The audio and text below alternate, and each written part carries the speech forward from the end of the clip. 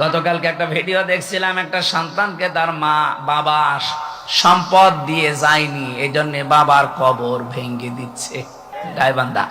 এক সাহাবী এসে বলেছিল, হে রাসূল, আমার বাবা আমাকে কিছু দেয়নি, আমি কি করব?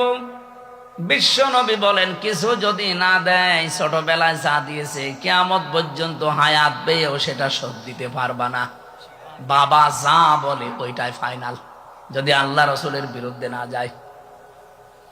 যেই ছেলেটা এই যে মা বাবার কবর ভেঙে দিচ্ছে, টাকা পয়সা হয়তো জমি জায়গা তাকে দেয়নি, বুঝে করুক না বুঝে করুক, আমি শুধু ওর একা দোষ দেইনি, এই দোষটা ওর বাবারও আছে।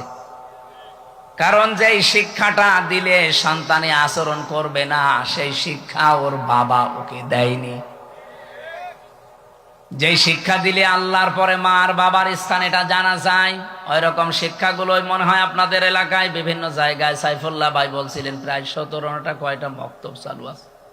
তোমার মা বাবা যদি পৃথিবীর সব কিছু তোমাকে ছেড়ে দিতে বলে, নবীজি বলেন মার বাবার জন্য সব কিছু ছেড়ে দেওয়া তোমার জন্য ফরজ, যদি ওটা জায়েজ হয়।